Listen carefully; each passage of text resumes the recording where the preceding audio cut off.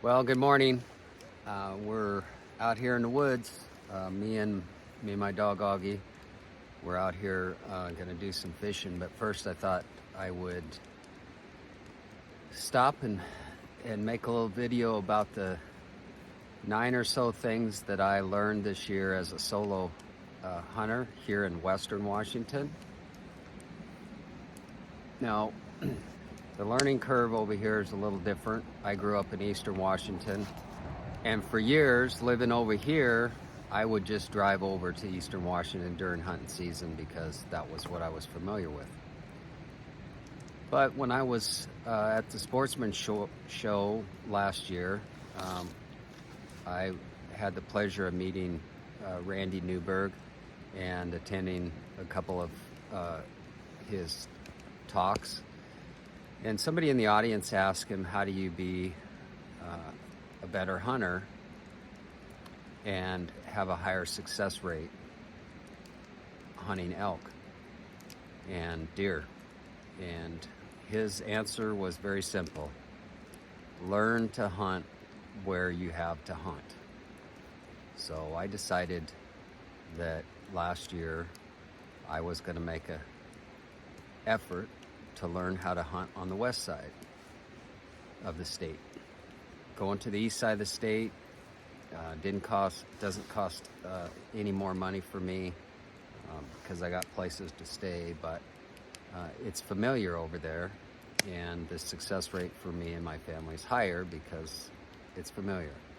Over here on the west side of the state, not familiar, but I decided that it would become familiar. So my goal is to shoot a Roosevelt elk, either with my bow or with a muzzleloader or a rifle, if I can get the multi-tag ever. I've been pretty successful at getting the multi-season tag for the deer, and so we're gonna just keep at it until it happens. At 62 years of age, you can still learn some stuff, and you can still get out in the woods and do some things. So I'm going to give you some lessons I learned. So I'm going to go in reverse order. There's 9 on the list, and I think the lesson I learned from Randy Newberg, that was an honorable mention because it was great advice, and I worked a lot last year trying to learn the areas that I hunted, and I think we did a pretty good job. But number 9 on my list is when you reach out to the viewers on YouTube, they'll give you tips. In one of my videos, I asked for tips, and I got some really good ones. Anything from, glassing more, sitting on clear cuts, and moving slower. I tend to move too fast.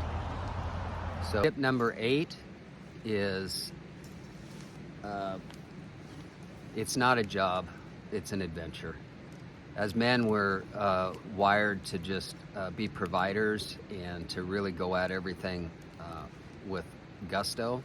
And I'm not saying that not to work hard at elk hunting or deer hunting, but I walk too fast and it becomes a job. And I walk a lot of miles. And I'm pretty sure, there goes another car, they're going to a ski resort or someplace. A lot of times I'm sure that I am passing up deer and elk because I'm just go. And some of that comes from being a retired road hunter, I think, because you're always on the move. I know I need to walk slower, and some of these other tips go along with that. But yeah, I want to provide meat for my household, but I also want to have a successful adventure, and that's what it is. Tip number 7 is communication safety. Some of the places I hunted last year, I had really good cell service. Some of it I didn't. And when I didn't feel as safe to be out there as when I did. So my recommendation to everybody is to get some sort of satellite communication that you can link your phone to. I was fortunate enough to have Santa Claus bring me a spot this year for Christmas, so that one is checked off the list. But I go a lot of places during the year that really I need some communications just so that my wife knows I'm okay. So that one's checked off. We've got communication safety. The other part of the safety is I need to beef up my first aid supplies. I have a very basic first aid kit that I've carried for years, but it doesn't have any clot stop stuff in it. So I'm gonna redo my first aid for my pack. Before I move on to lesson number 6 that I learned this year, if there's things that you learned during the year and you want to share them, just put them on the comments down below. I'm sure there's things that I'm going to miss on my list that somebody else will get, but this would be a great opportunity for everybody just to share the things that they learned on their hunting adventure, whether it was solo adventure or as a group. It doesn't matter. Knowledge is knowledge, and we should be sharing it as a hunting community. So number 6, stay out all day. So I had some pretty good areas that I was hunting, but it would take a 4-mile hike in every morning, 4 to 5 miles that I would hike in to where I knew I'd start hitting those pockets. And by the time I got 4 or 5 miles in, then you know, I would just be exhausted. So moving slower, don't come back till dark. A lot of times I would hunt until midday, and then it would take me till 3-4 o'clock to get back to camp, where I'd go back to camp and eat something. Then I'd get in my truck and I'd drive up and down the roads and talk to the other hunters that were hunting that unit and see you know, what the information was. But next year I'm staying out all day, so that it's not wasted time. That walking back to camp usually was just a beeline to camp, so that I could eat something and get a little bit of rest before the next morning. Lesson number 5, more time during the summer, spring and fall, early fall, boots on the ground scouting. Most of the units that I'm going to be hunting are within an hour of where I live, and e-scouting is great. I love my Onyx and Go Hunt. They're great for e-scouting, but for me, I have to see the terrain. I have to see what's there to get a better idea of where those deer are. So I spend more time this coming spring and summer with boots on the ground. And along with that, you know, I'm going to pick up some trail cameras and put some trail cams out too. Always not, you know, I always thought that was silly, but I can see in the areas that I'd hunted, if I'd had trail cams out, I could have eliminated probably 50% of the ground that I covered every day. Lesson number 4, more practice with my bow and my rifle wearing a full pack. What I found was during the summer, I did a lot of practicing with my bow, wearing my bino harness, a little bit of practice with wearing my pack, but it wasn't full. And while I was hunting, although I was drawing my bow several times during the day, I found it really hard to pull my bow at the end of the day after wearing my pack all day. And the shoulder muscles here really made it, they'd be sore, and it would just make it hard for me to draw my bow. So we're going to do a little more, probably some rucking with a full pack during the summer, and then practice shooting with a full heavy pack with my bow.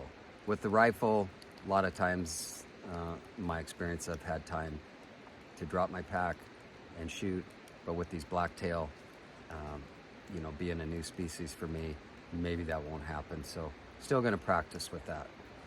Number 3 lesson I learned is not to cut your hunt season short. This coming year, I'm going to take all of archery season off for the state of Washington, whether I'm drawing a multi-season tag or a archery tag. I'm stuck on shooting archery for elk because that's what I want to do. That's my goal, is to shoot an elk with my bow. But I cut the season short. I only took the week off. We have like approximately a 12 to 13 day hunting season archery elk here in the state of Washington. And just to take 1 week off is just setting myself up short. So I'm going to take the whole season off, the 12 days or however long it's going to be this year. And then use the remainder of my vacation time and personal time for, say, rifle blacktail hunt. But I'm going to stack as many days into archery as I can. If I'm lucky enough to get a multi-season tag, then I'll change the strategy a little different, but I'm still going to take that first season off completely, the whole season. Number 2 is be more mobile. This year, I had a site picked out, and it was right in the pockets that I wanted to hunt. And when I got there the day before hunting season, the Forest Service had shut the gate that went to where I had planned on doing my base camp. So I had to change where my base camp was going to be, and I wasn't prepared to bivvy back in there and stay. But this coming year, I'm going to. I do have a pack. I complain about it in one of my videos. It's squeaky. It's an old exterior frame pack. I believe it's from REI or something. But I'm not ready to go out and spend $500-600 on a hunting pack. But it's coming, because you can't have enough gear. But there are some portable cook stoves I'm interested in. I'm not interested in the fancy one everybody uses. There's some other ones out there that I've researched that'll do just as good a job as a Jetboil, and they're lighter, and you don't need to spend a couple $100 on a cook system when you can do with something else. So the other thing I have to do is, because I eat an animal-based diet, very few carbs, if ever, then I got to research some carnivore or animal-based backpack meals. But we'll have all summer to work on that. We're going to do some test hikes back into some alpine lakes, me and my dog Augie. So we'll have some practice being more mobile. And the number 1 lesson that I learned this year was to do solo hunting, it takes a lot of discipline. And one of the disciplines is going to be being in better shape. So by the end of hunting season, I was in pretty good shape because I was out walking.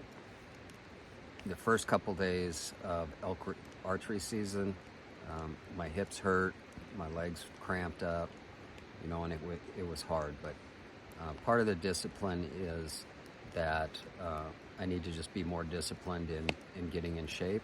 I was disciplined about my practice every day after work. I was disciplined about planning. I made lists on what to take, but being in shape was one of those things. The other part about the discipline is it takes a lot of discipline when you're solo hunting to get out of the sack in the morning. You know, when you don't have somebody that you're hunting with and you're just by yourself, you can lay there and make all kinds of excuses on why you're not ready to get up, even though it's, you know, prime time. And I did pretty good with that, but I could have done better. So there was mornings where I might have missed some opportunities because I was 15 minutes late. So the discipline to get up, walking in the dark, the discipline to stay out all day, and the discipline to come home only after it's dark. So one of the other disciplines that I almost failed at was I had hunted an area for about 2 days, 3 days, saw a little bit of sign, and I just thought, well, if they're not here, I'm going to get up and pack up and go to a different spot. And the whole time I was doing that, I heard, you know, I kept hearing Randy Newberg's voice in the back of my head saying, you know, learn to hunt the area you have. So after I had my truck all packed up and had started heading to another unit, I just said, you know, to myself, you're not willing to learn to hunt where you have to hunt. So I turned around, went and repitched camp, and just started going at it again. That very next morning, I bumped some elk in a pocket that I was able to get to. I didn't see how many there were, but or whether they were cows or bulls.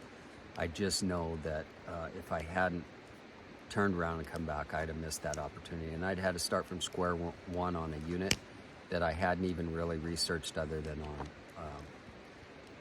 Onyx. So that discipline to stick to it and hold yourself accountable while you're out there was the number one lesson that I learned. Thanks for watching. Again, a reminder, if there was things that you learned during your 2024 season, put them down in the comments so that we have a synergistic community going. Everybody can learn from everybody else, and I appreciate you watching. Thank you, and we'll see you in the woods soon.